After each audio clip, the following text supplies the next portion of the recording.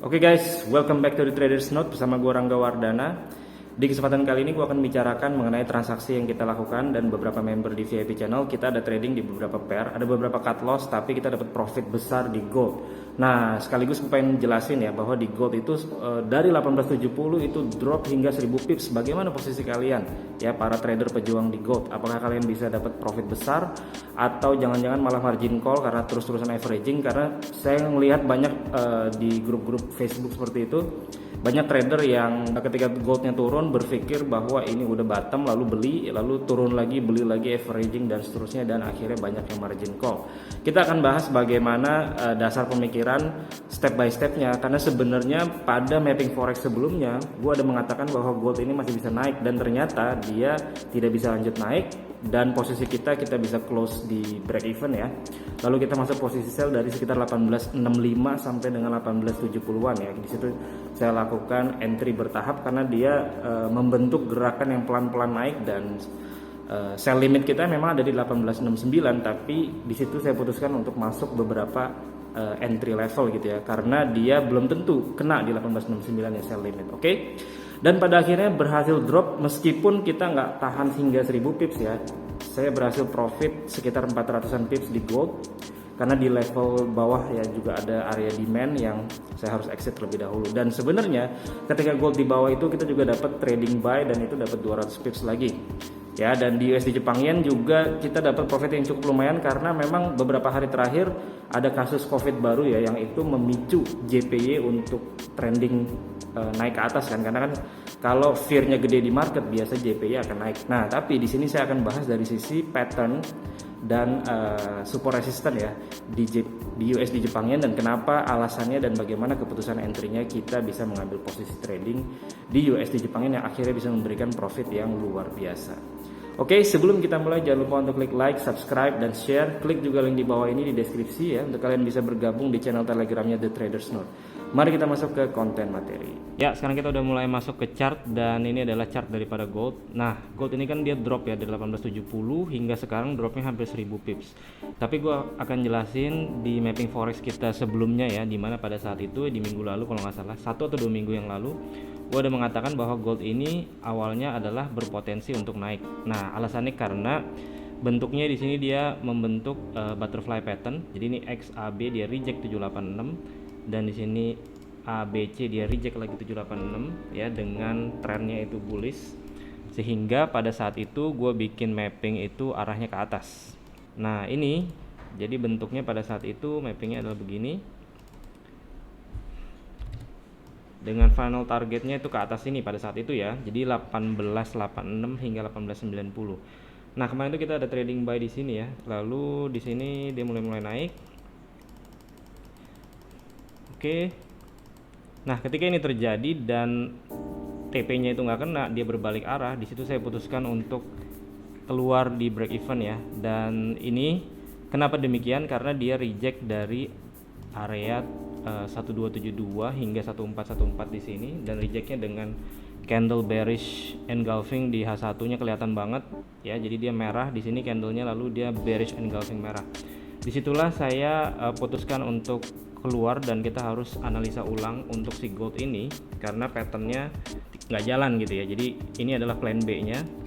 Nah, baru setelah ini terjadi saya melihat nih di sini ada resistance, dan dia di sini membentuk rally base drop. Nah, kalian kalau perhatikan bentuk seperti ini ya, ini berpotensi menjadi head and shoulder gede kan. Jadi ada potensi dia pada saat itu kalau ini dropnya kuat, dan ini bisa menjadi sebuah rejection harga untuk jatuh ke bawah. Nah, puzzle-nya belum kelar karena kita harus melihat dari higher time frame, dan inilah yang gue lakukan. Kita mundur ke H4 ya, dan gue pengen ngeliat nih di sebelah kiri di sini kalau kita panjangin ya di level tersebut nih 1870-an.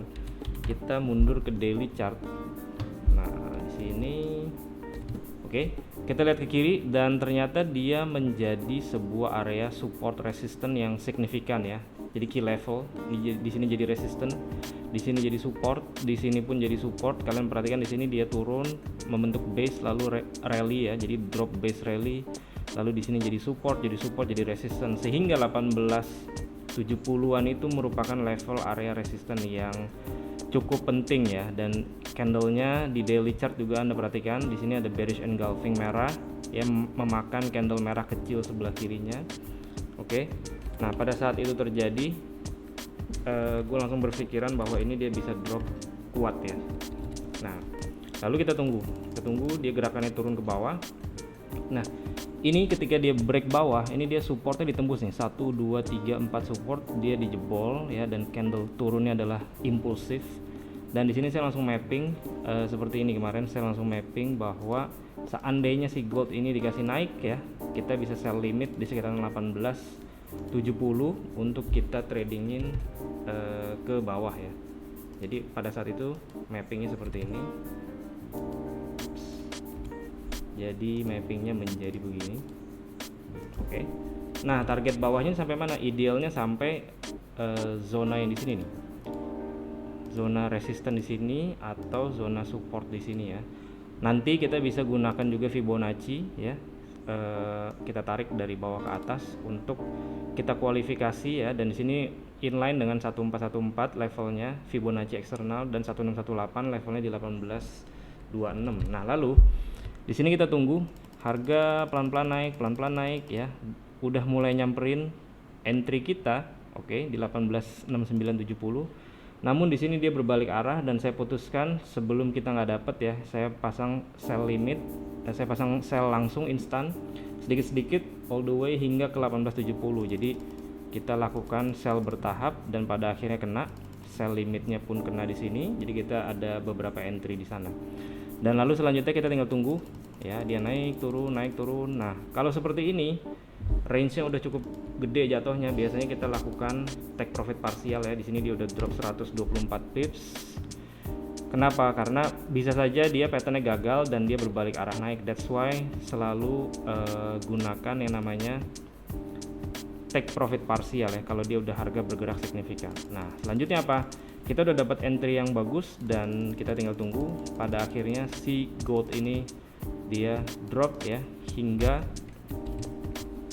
all the way ke TP di sini ya. Meskipun agak lama nih tradingnya. Nah, di sini dia akhirnya hancur. Dan bagaimana sekarang? Dan dia sebenarnya lanjut turun ya. Tapi di sini karena kita udah TP ya udah selesai gitu ya. Karena di sini juga ada resisten dan support yang cukup penting, sangat berbahaya dan dia bisa sekali kemarin itu dia berbalik arah naik ya. That's why saya putuskan untuk exit cepat. Nah, di sini saya lanjutin ya tradingannya. Dan kita tutup dulu, dan di sini kemarin kita ada trading buy juga, lumayan dapatnya 200-an pips. Nah, kenapa demikian? Kali ini saya potong dari sini. Oke, kita masuk ke daily chart. Nah, di sini kemarin ketika dropnya itu, ya ini drop sampai dengan 800 pips, ya, tanpa ada koreksi yang signifikan. Nah, lalu di sini kita bisa melihat ada sebuah trendline kalau kita tarik dari bawah. Trendline ketemu di sini, dan terakhir ketemu trendline-nya di area 1784 ya. Dan kalau kita lihat ke belakang pun di sini dia menjadi support. Oke, jadi ini juga merupakan ada key level di sini ya. Jadi kalau kalian perhatikan level tersebut cukup penting ya. Dia menjadi resisten di sini, dia menjadi resisten, menjadi support ya. Artinya ini merupakan sebuah zona trading optimal saya sebutnya. Kalau ada pattern yang bagus di bawah sini kita bisa tradingkan untuk buy. Nah, lalu kita turunin ke time frame H4 atau H1 ya untuk melihat trading time frame. Nah, kemarin itu saya pakai H1 karena pada area tersebut ya cukup jelas terlihat di sini bahwa patternnya itu dia membentuk gerakan seperti ini ya, dia lower low, higher high. Oke, jadi di sini dia turun, low, high, lower low, higher high, dan bahkan menembus daripada resisten yang di sini. Di sini tembus, di sini tembus. Nah, di sini ketika dia terjadi koreksi ya kembali ke level tersebut, ini berpotensi untuk ditradingkan untuk buy ya menggunakan prinsip transisi trend. Nah, di sini saya tunggu chartnya makin kecil sehingga resiko kita semakin kecil ya. Jadi dia turunnya tidak momentum kan. Di sini turunnya dia udah mulai pelan gitu. Nah, sehingga kita bisa putuskan untuk entry buy, stop loss taruh di bawah sini. Dan di sini pelan-pelan dia naik ya. Nah, pada akhirnya dia terjun kembali. Kalau kita perhatikan dari sini ke atas itu 250-an pips dan dia ketemu area resisten ya, supply area yang cukup penting. That's why saya putuskan exit ya ketika di harga atas ini lumayan dapat 200-an pips. Dan saat ini gold ya, kita langsung lanjut ke kondisi saat ini.